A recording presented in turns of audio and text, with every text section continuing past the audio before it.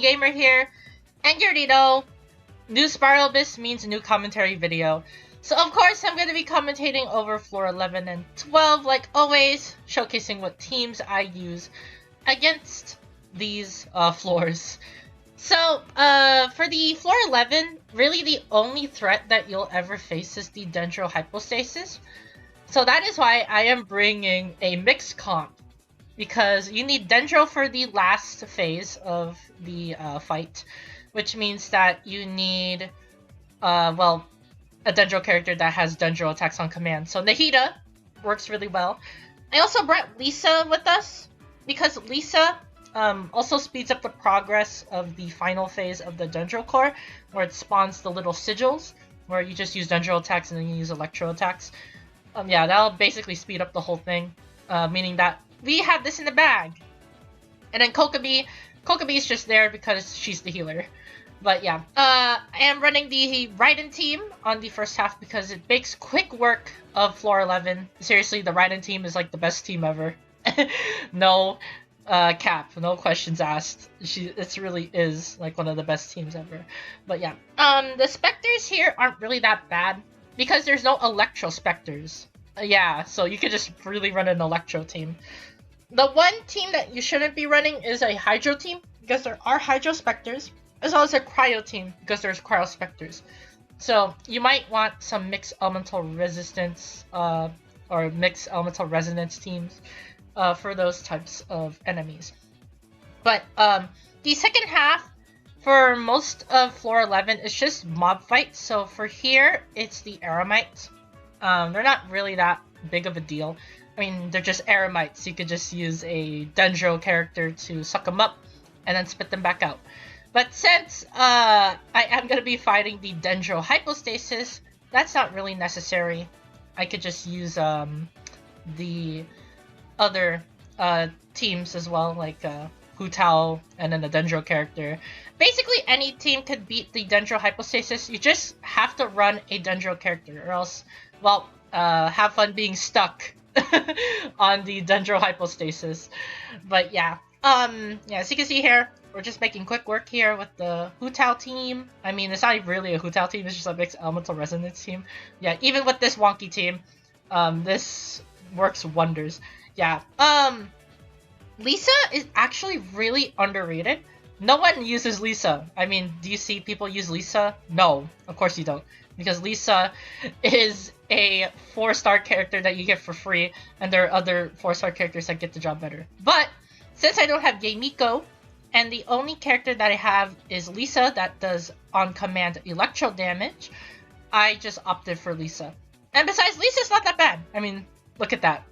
Quicken and Aggravate, she's able to do 33,000 Dendro damage. Yeah, Lisa is able to do 33,000 Dendro damage, as you saw there. Yeah, really, really, really good. If you build your Lisa properly, she'll be able to output numbers like that. So anyways, enough about floor 11 chamber 1. So this is floor 11 chamber 2. It's just 2 Sky Drakes, and then the last bit is just Samurai. So you already know the drill. Big DPS, you're good. There's like no other thing that you'll ever run. If you have a big DPS team, you're able to defeat this no problem. Or you should be able to beat this no problem. Floor 11, usually for every other Spiral Abyss, is pretty much one of the easiest floors ever. So as long as you have a good comp, as long as you have a good team, you're fine. The only reason you'll ever worry is because of the, of course, I said it before, the Dendro Hypostasis. That is your biggest threat. But other than that, these are pretty easy. As you can see here, I mean, Kokomi is just shredding everyone. Same with Nahida with their Dendro support. And here's Lisa popping off again. You'll see here. Bam! So much Dendro damage. Lisa is broken. No, you think Lisa's not broken? Well, look at this. Look at this. I'll do this again. You'll see in a moment that Lisa's just gonna pop off right here. In a moment. You'll see it eventually. But I think I'll do it in the next set of enemies, I'm pretty sure. Yeah. just tagging everyone with Nahida. Oh, by the way, if you are going to be fighting a single target enemy, don't use Nahida's hold E. Use Nahida's normal E, meaning that it's the quick one where she does an AoE around herself. That's because it's more quicker than holding her E, and plus she's vulnerable when she holds her E. So you might want to reduce the cooldown time on that. But yeah, the Hydro Maiden here is not that bad either. I mean, even though she teleports a lot, it's not floor 12 Water Maiden, so you're fine. But yeah, we're just making quick work. We have like over a minute left on the clock, and there we go. We got the 3-star clear. And then the final chamber, chamber 3. This is one of the easiest chambers ever, if you don't count the Dendro Hypostasis, because it's just 2 Vishaps. And you know how easy the Vishaps are? You just bring a really good elemental comp team, like the Raiden team, and you beat this in under 20 seconds. Yeah. 20 seconds. Yeah, you'll need most of your time on the Dendro Hypostasis anyway. But yeah, there is the Dendro Hypostasis. So, what's so special about him? He does a lot of attacks, mostly they're AoE. There is this one move where he surrounds himself with vines and then jumps at you. You need a pyro character for that, or else he'll just keep on attacking you over and over again. So yeah, one of the other main requirements that you need to bring for the Dendro Hypostasis is a pyro character.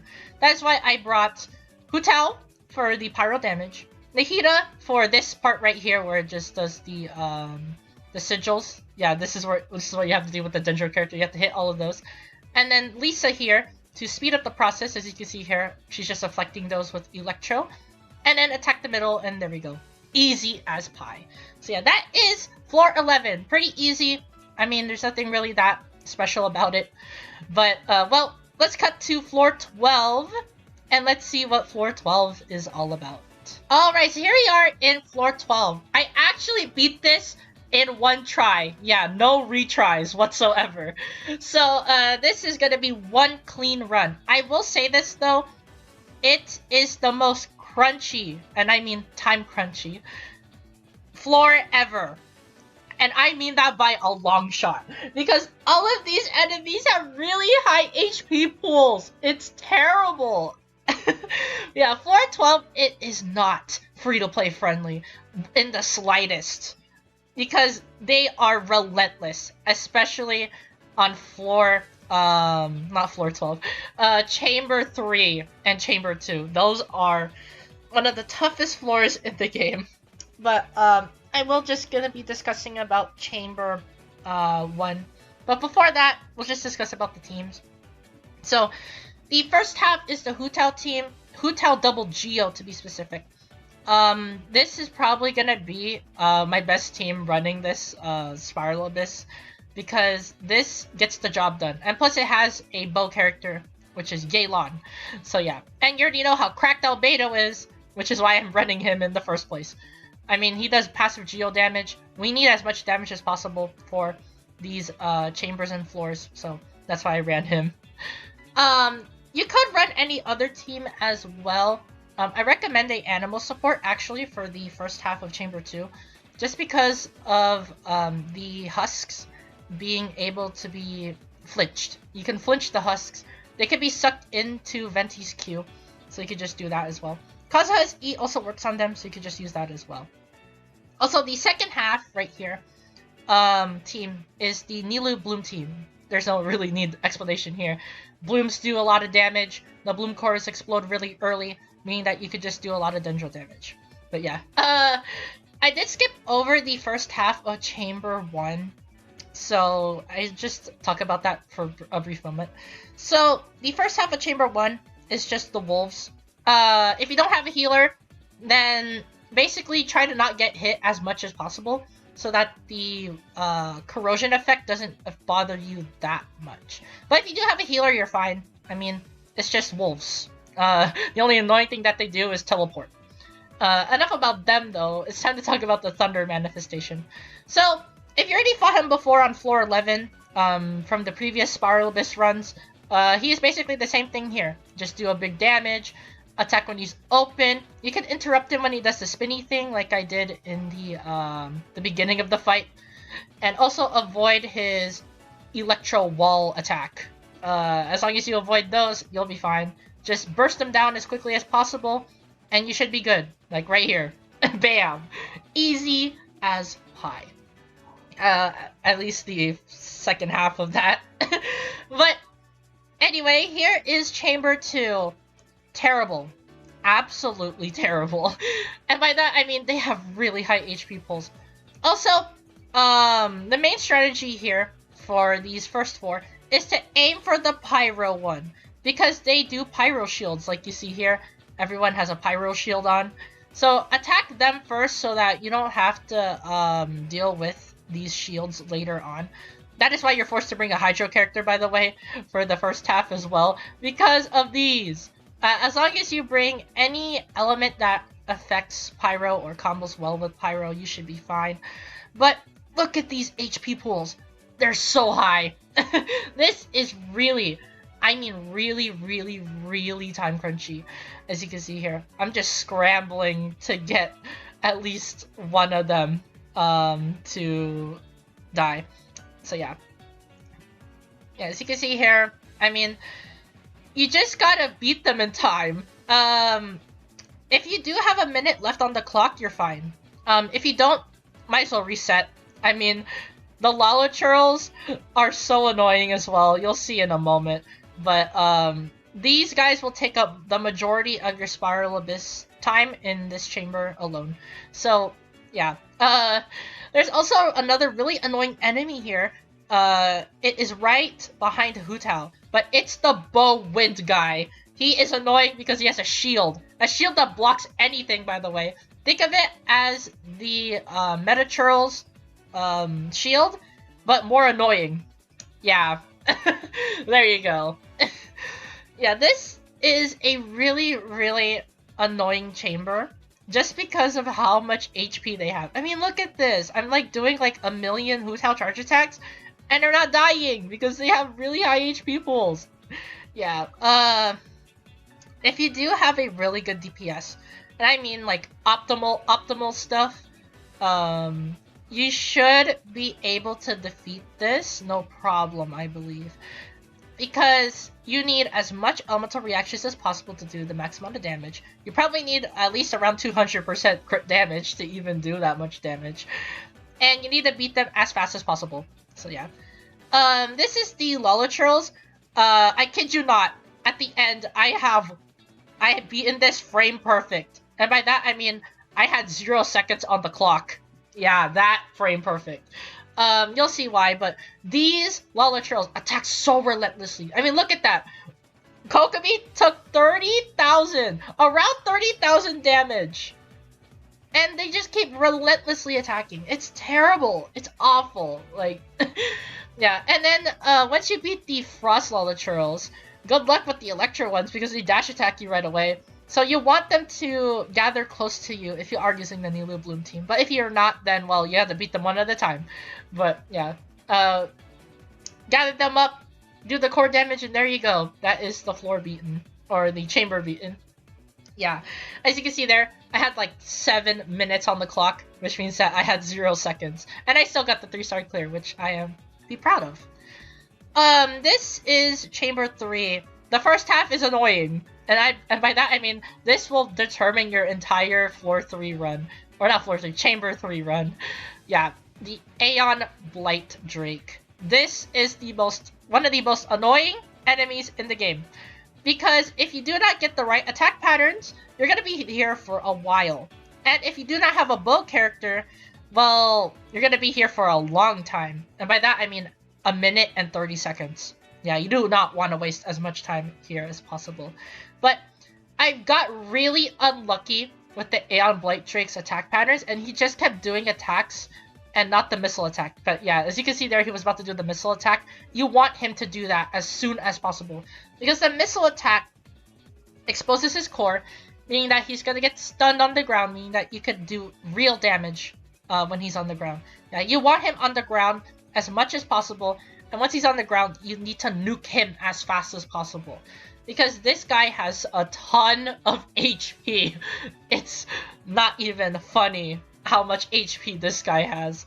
So yeah, this is the reason why you have to bring a bow character, by the way. Because you need to shoot him down. If you don't, have fun wasting 1 minute and 30 seconds for him to come down so that you could nuke him. Yeah, it's gonna take you at least a good minute if you're the average player to nuke him down.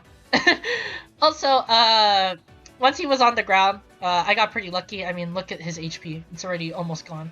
But yeah, at this point, I'm just waiting for him to do his missile attack right there. I got really lucky. If he did anything else, then my run would have been over.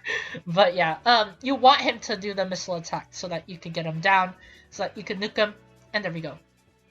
And then the second half is easy. I'm not joking. It's easy. Yeah, the Aeon Blight Drake basically determines what your run is on Chamber 3.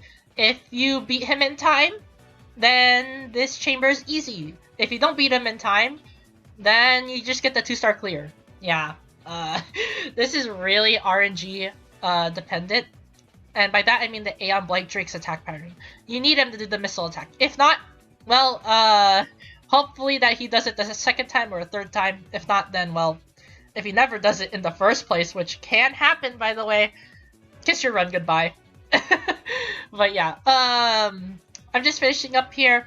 So you see here, pretty easy. I mean, Nilu Bloom team is just so broken. Yeah, Bloom is meta! And I feel kind of bad because I had to use a meta team to even do a 9-star clear without a reset, but it doesn't matter. I mean, I did it. I beat floor 12 without a reset. Yeah, there we go. Yeah, once I realized that, I actually was sitting on the screen for a while because I was like celebrating, like, oh my goodness, I actually did it. I beat floor 12 without doing a reset. And so yeah, that is it for Spiral Abyss 3.2. So, yeah, hopefully this will give you an idea on what to do on 3.2. I might do a future video where I am going to be testing, teams against Chamber 3, but the problem is you have to go through Chambers 1 and 2 to even get to Chamber 3, so that might be a long video, or it'll take me a long time to even make it in the first place before 3.2 ends, but I will try to make it though. But yeah, there is 3.2 Spiral Abyss. Pretty hard. I'm not gonna lie, it's really, really hard. Hopefully you have the right teams, and if you are gonna be attempting this, good luck. And I mean it. Good luck. Anyways, like the video if you like the video, subscribe to the channel if you're new. I upload genshin videos once a week, so if you do like genshin content, be sure to subscribe and turn on the notification bell to not miss out on a single genshin upload.